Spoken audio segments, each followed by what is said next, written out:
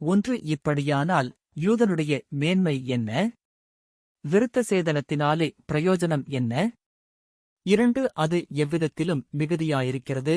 தேவனுடைய வாக்கியங்கள் அவர்களிடத்தில் ஒப்புவிக்கப்பட்டது விசேஷித்த மேன்மையாமே. 3 சிலர் விசுவாசியாமற் போனாலுமென்ன? அவர்களுடைய அவிசுவாசம் தேவனுடைய உண்மையை அவமாக்குமோ?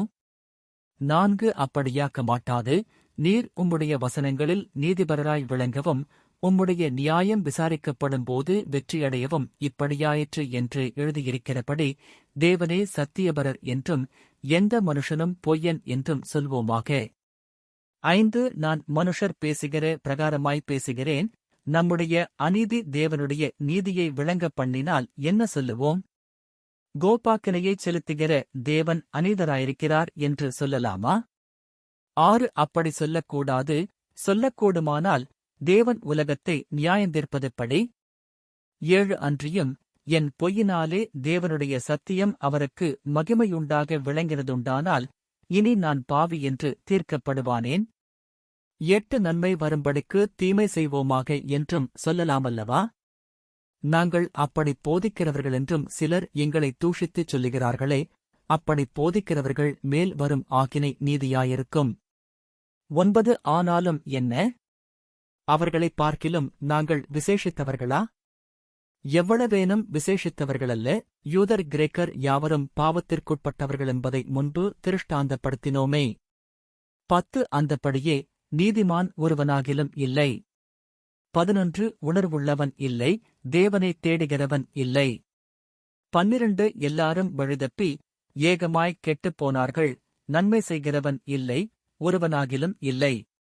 13 அவர்கள் தொண்டை திறக்கப்பட்ட பிரேதக்குழி, தங்கள் நாவுகளால் வஞ்சனை செய்கிறார்கள், அவர்களுடைய உதடுகளின் கீழே பாம்பின் விஷம் இருக்கிறது.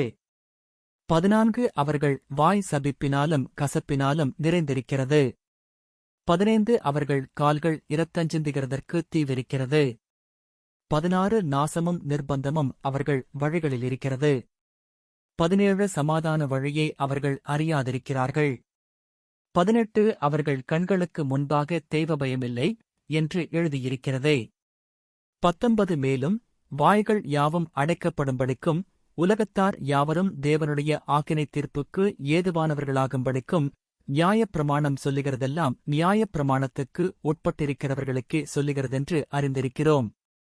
20 இப்படி இருக்க பாவத்தை அறிகிற அறிவு நியாயப்பிரமாணத்தினால் வருகிறபடியால் எந்த மனுஷனும் நியாயப்பிரமாணத்தின் கிரியையினாலே தேவனுக்கு முன்பாக நீதிமானாக்கப்படுவதில்லை. 21 இப்படி இருக்க நியாயப்பிரமாணமில்லாமல் தேவநீதி வெளியாக்கப்பட்டிருக்கிறது. அதைக் குறித்து நியாயப்பிரமாணமும் தீர்க்க தரிசனங்களும் சாட்சியிடுகிறது. 22 அது இயேசு கிறிஸ்துவைப் பற்றும் விசுவாசத்தினாலே பலிக்கும் தேவநீதியே. விசுவாசிக்கிற எவர்களுக்குள்ளும் எவர்கள் மேலும் அது பலிக்கும், வித்தியாசமே இல்லை. 23 எல்லாரும் பாவஞ்செய்து தேவமகிமையற்றவர்களாகி. 24 இலவசமாய் அவருடைய கிருபையினாலே கிறிஸ்து இயேசுவிலுள்ள மீட்பைக் கொண்டு நீதிமான்களாக்கப்படுகிறார்கள். 25 தேவன் பொறுமையாயிருந்து முற்காலத்தில் நடந்த பாவங்களைத் தாம் பொறுத்துக் கொண்டதைக் குறித்து தம்முடைய நீதியைக் காண்பிக்கும் பொருட்டாகவும் தாம் நீதியுள்ளவரும் இயேசுவினிடத்தில் விசுவாசமாயிருக்கிறவனை நீதிமானாக்குகிறவருமாய் விளங்கும்படி இக்காலத்திலே தமது நீதியைக் காண்பிக்கும் பொருட்டாகவும். 26 கிறிஸ்து இயேசுவினுடைய இரத்தத்தைப் பற்றும் விசுவாசத்தினாலே பலிக்கும் கிருபாதார பலியாக அவரையே ஏற்படுத்தினார். 27 இப்படி இருக்க மேன்மை பாராட்டல் எங்கே? அது நீக்கப்பட்டதே. எந்த பிரமாணத்தினாலே? கிரியா பிரமாணத்தினாலேயா? அல்ல, விசுவாசப் பிரமாணத்தினாலேயே. 28 ஆதலால் மனுஷன் நியாயப்பிரமாணத்தின் கிரியைகளில்லாமல் விசுவாசத்தினாலேயே நீதிமானாக்கப்படுகிறான் என்று தீர்க்கிறோம். 29 தேவன் யூதருக்கு மாத்திரமா தேவன்? புறஜாதிகளுக்கும் தேவனல்லவா? ஆம், புறஜாதிகளுக்கும் அவர் தேவன்தான். 30 விருத்த சேதனமுள்ளவர்களை விசுவாசத்தினாலும் விருத்த சேதனமில்லாதவர்களை விசுவாசத்தின் மூலமாயும் நீதிமான்களாக்குகிற தேவன் ஒருவரே.